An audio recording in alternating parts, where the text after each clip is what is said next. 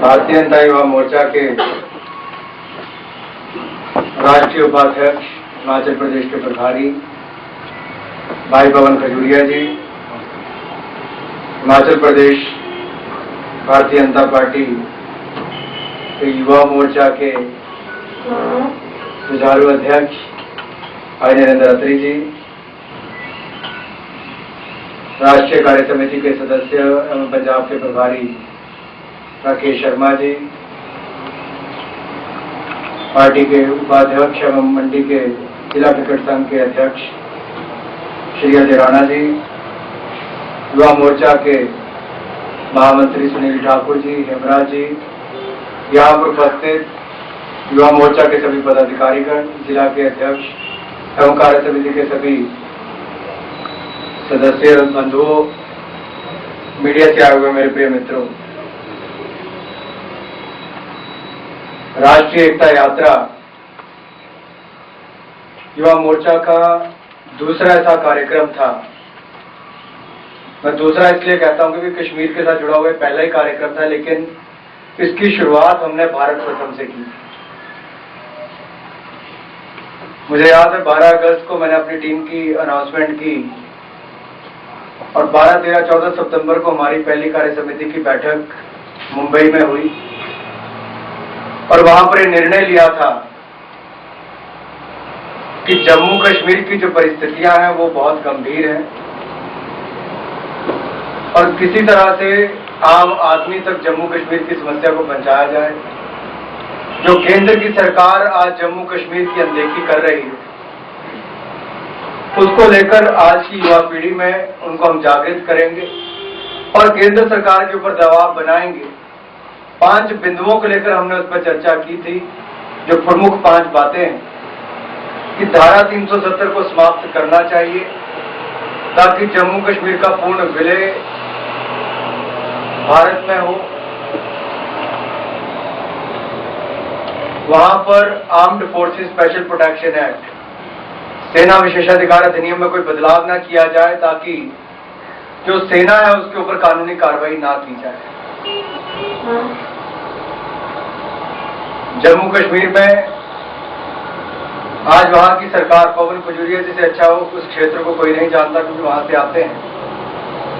जो एसपीओ थे उस समय, जो विलेज डिफेंस कमेटीज बनाई गई, आतंकवादियों का सामना करने के लिए, उन आतंकवादियों का जिन्होंने सामना किया, जिन युवाओं ने, उनको सरकार मात्र 3-3, 4-4 हजार रुपये प्रतिमाह देती थी। आज वो पैसे भी उनको कई महीनों से देने बंद कर दिए थे और वहीं पर एक नई योजना लेकर आए कि जो कश्मीर से युवा पाकिस्तान चले गए थे, पाक ऑक्युपाइड कश्मीर, आतंकवादी बनने चले गए थे, उनको वापस लाने के लिए 1.5 लाख रुपए एक व्यक्ति को, 2-2 लाख रुपए एक व्यक्ति को देकर और 2,000 रुपये प्रतिमाह उनको एक पेंशन देने की बात कर दी। हमने उसका भी विरोध किया। इसी तरह से जम्मू कश्मीर में जो और घटनाएं घटी कि जो युवा पथराव करते थे सेना के ऊपर, सेना को केंद्र सरकार ने निर्देश दिए कि आप किसी के ऊपर गोली नहीं चलाएं और वहीं पर पाकिस्तान के द्वारा पैसे भिजवाने से इन युवाओं को अलगाववाद के नाम पर, आजादी के नाम पर भारतीय सेना के ऊपर पथराव करने के लिए मजबूर किया जाता है। सेना कर्मियों को जो अपने बंकर में बैठे होते थे, खड़े होते थे, उनके ऊपर 5-5 हजार युवा आकर पथराव करते थे और गोली तक नहीं चला करते थे। 2500 से ज्यादा सैनिक कर्मी इसमें घायल हुए और 120 के लगभग नौजवान मारे गए जो अपनी पथराव की घटनाओं में मारे गए। एक भी गोली वहां पर फौज ने नहीं चलाई।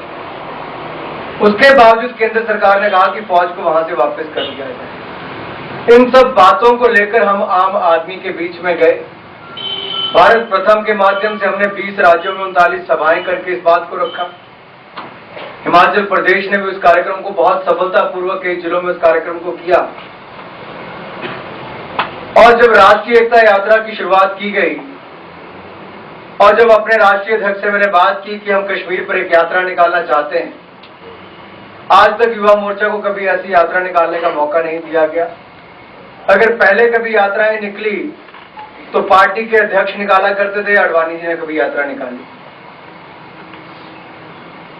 पहली बार युवा मोर्चा को मौका मिला और मैं आपको इस बात की बधाई देना चाहता हूं, उस 15 दिन की यात्रा में जो 12 राज्यों से गुजरी, उसकी छाप केवल 12 राज्यों तक नहीं रही, देश के कोने कोने तक गई, हर व्यक्ति तक पहुंची और एक ऐसा संदेश हम देने में कामयाब हुए जो हम चाहते थे कि आम आदमी तक पहुंचे कि कश्मीर हिंदुस्तान का अभिन्न अंग है और हम इसको कभी हिंदुस्तान से अलग नहीं होने देंगे। उसमें हिमाचल प्रदेश की बहुत महत्वपूर्ण भूमिका है।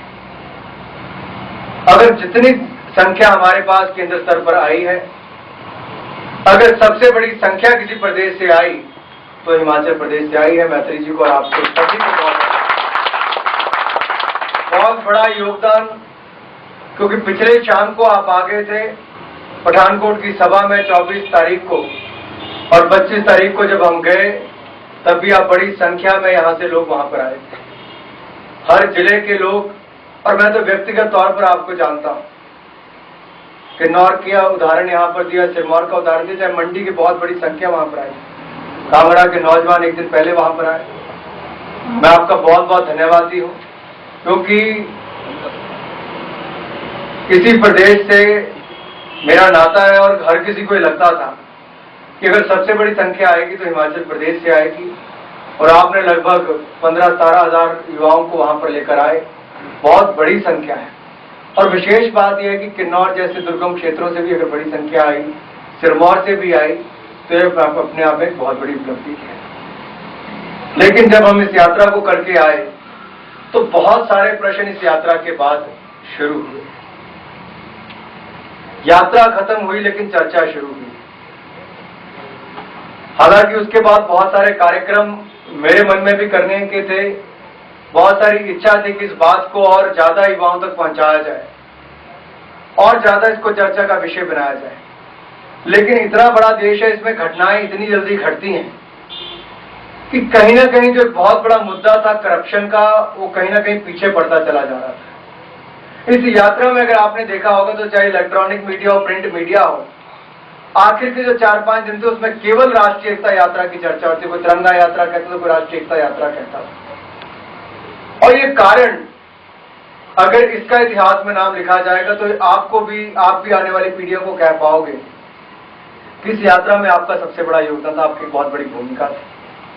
लेकिन क्या कश्मीर का मुद्दा हम यहीं पर छोड़ देंगे? नहीं। आज भी जहां पर भी हम जाते हैं, आज इसकी चर्चा होती है। मैं कुछ छोटे छोटे उदाहरण देता हूं।